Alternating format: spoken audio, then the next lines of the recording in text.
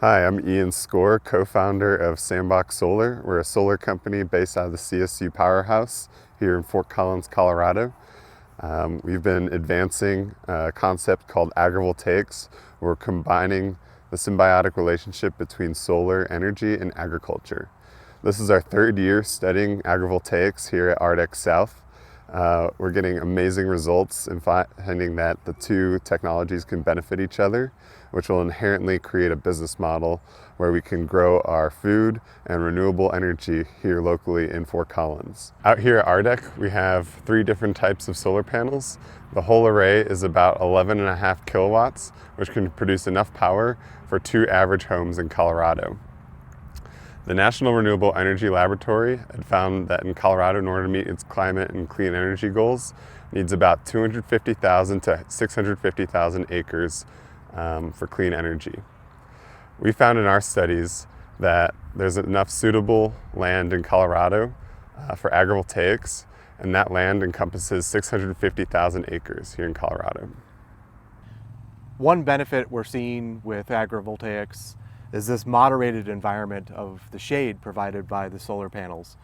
And you might think, well, plants need light, and reducing that would be a bad thing. But actually, in our warm Colorado summer day, there's actually more light than really most of our vegetable crop can utilize. And so the crop actually benefits from a little bit of shading.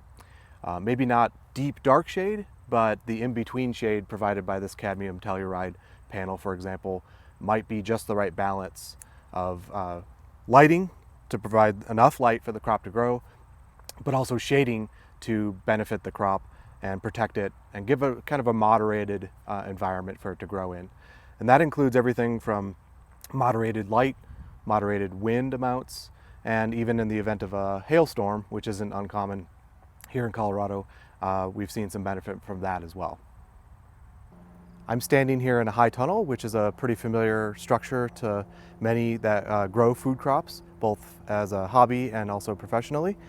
We have a tomato crop growing here in the ground, and above me I'm shaded and kind of provided that benefit of a moderated environment of the high tunnel because of the covering that's over the top of me, and that happens to be an insect netting, but it's providing just a little bit of shade, a little bit of wind moderation, and just makes for a better growth environment than an open field. It's less harsh.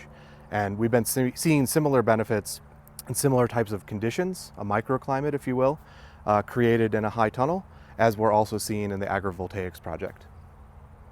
Hi, my name is Tom Hickey. I'm a graduate student here at CSU. I will be studying agrivoltaics in the horticulture department. And sort of the general idea of agrivoltaics is to have some sort of transparency in these panels so that the light makes it through, getting to the plants throughout the day, while also providing some shade. We're trying to find the perfect intersection of shade and light coming through that will generate electricity and power while also providing enough light for the plants below. Behind me right now we have a bifacial array, and this array is about 5% transparent. The transparency comes from the border of these panels and then also at the intersection between the cells. Each panel here is about 360 watts. So now we are down the plot. We are at the cadmium telluride array. This array is a thin film technology, frameless panels, and is 40% transparent. So you could probably see my hand right through here. This is the most transparent array that we have out at the plot. Last year we saw the best results under this one. It almost acts as a sort of a shade cloth to the plants below, while during the hottest part of the day it will still provide some of that shade, but the shadow is not a complete shadow. These panels are only 80 watts each, but they're also significantly smaller than the bifacial panels that we were just at and the traditional that we'll be at next. So about 2.5 of these would equal 1 full-size panel. Now we are down the plot again. We are at the traditional panel array. These panels are 0% transparent, completely opaque. I call them traditional because they've been around for a few decades now. These are the panels that you'll see out in a field or up on somebody's house. We wanted to test them because they are the existing infrastructure, even though they don't provide any light coming through. You can see from the setup, the shadow still moves throughout the day, so plants underneath are getting sunlight. Overall, it seems that leafy greens and cool weather crops do better under these panels, whereas peppers and tomatoes, some warm season crops, do better under the more transparent panels. As part of the study, we're collecting data through this Hobo hardware and software system. It collects ambient temperature throughout this white module here, and this white module here, and then one module above on top of the panels. So we are collecting full sun temperature, shade temperature, and then panel temperature above, and it is all collected in this central module here that we can plug into a computer, and then it exports graphs for us.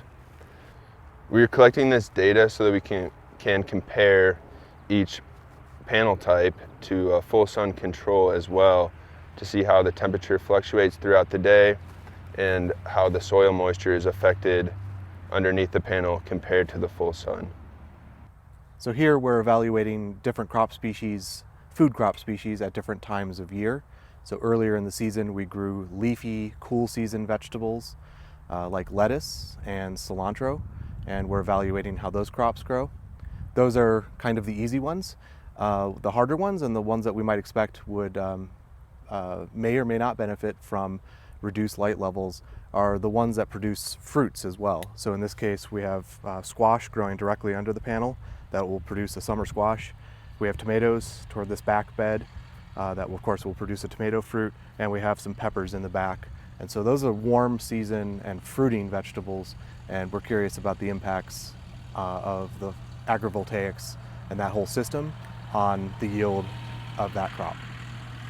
Last season we observed some benefit from the medium transparency panels, and those seem to give the best balance of both light and protection, and so we're going to continue to evaluate this year.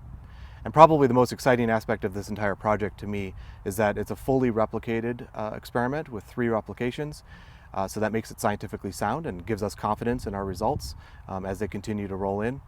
And it's the only site that I'm aware of evaluating food crops, vegetable crops, under multiple panel types and transparency levels. So that makes it truly a unique site, both here in Colorado and throughout the US.